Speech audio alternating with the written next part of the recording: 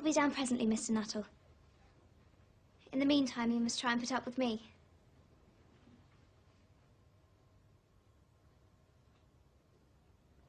It is very kind of you to wait with me.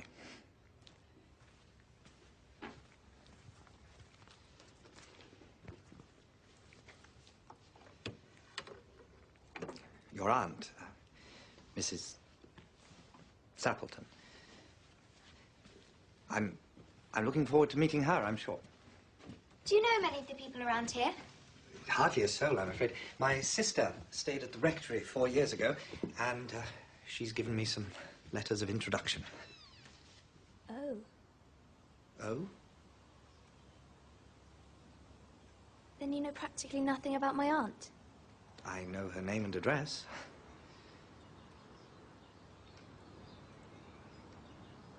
Her great tragedy happened just 3 years ago.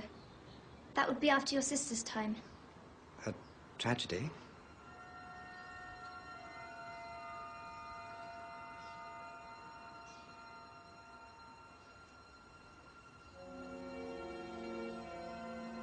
You may wonder why we keep these French doors open on such a cold afternoon.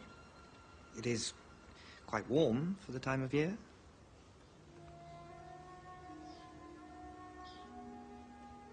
Out through those doors, 3 years ago to a day, my aunt's husband and her 2 sons went off for their day's shooting. They never came back. Crossing the moor to their favourite snipe shooting ground, all 3 were engulfed in a treacherous piece of bog. Their bodies were never recovered.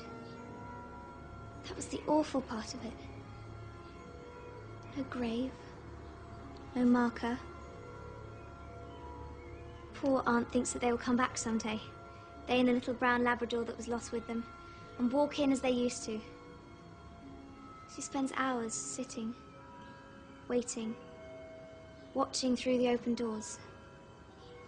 She won't allow them to be shut until it's dark outside.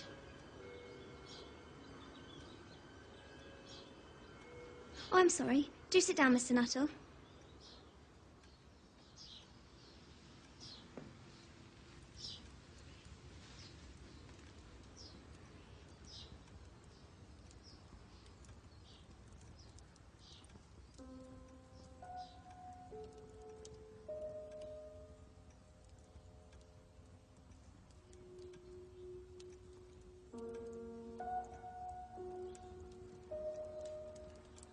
That was done shortly before they... Poor dear aunt. She's often told me of how they went out. Her husband with his waterproof coat over his arm, and Ronnie, her eldest son, teasing her. The tea'd better be ready when we return, Mamma, else there'll be hell to pay.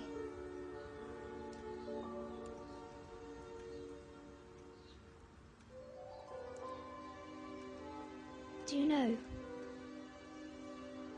Sometimes, on still, quiet evenings like this, I almost get a feeling that they will all just walk in through those doors.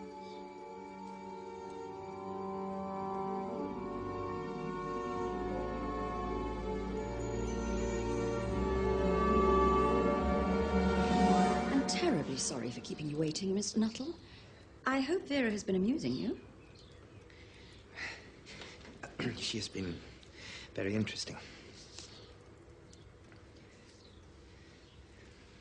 Oh, I hope you don't mind the French doors. My husband and my sons will be home directly from shooting, and they always come in this way. Well, they've been out for snipe in the marshes today, so they'll make a fine mess of my carpets. Typical of you menfolk, isn't it?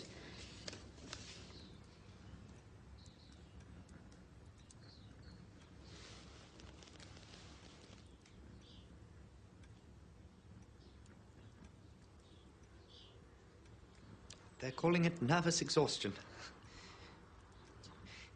It's in the family. As you know, my sister...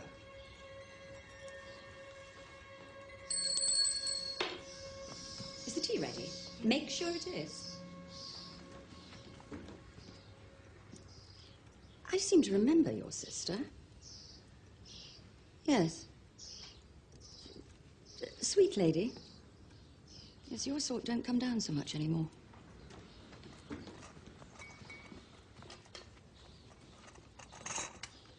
I hope your stay will be peaceful.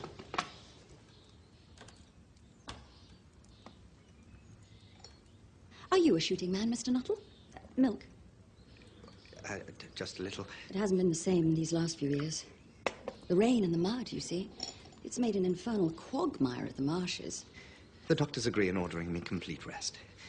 An absence of mental excitement and anything in the nature of violent physical exercise.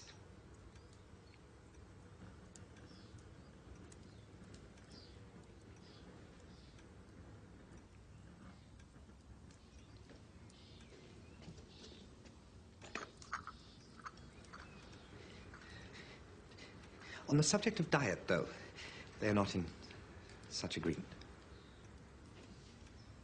No.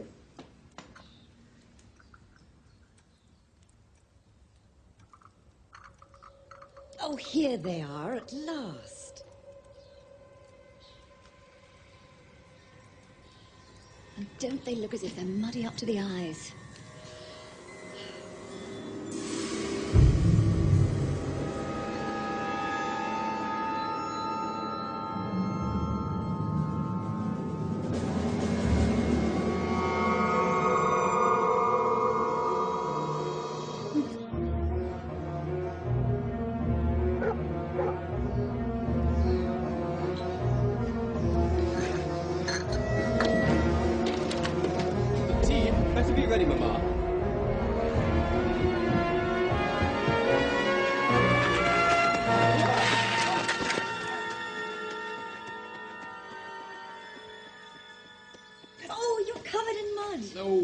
Muddy, my dear, but most of it's dry.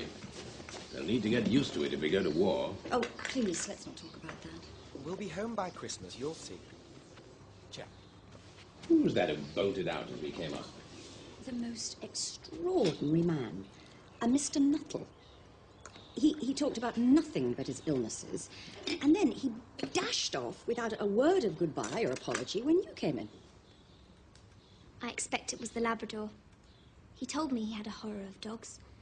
He was once hunted into a cemetery on the banks of the Ganges by a pack of pariah dogs and had to spend the night in a newly dug grave with the creatures snarling and grinning and foaming just above him. Enough to make anyone lose their nerve, I dare say.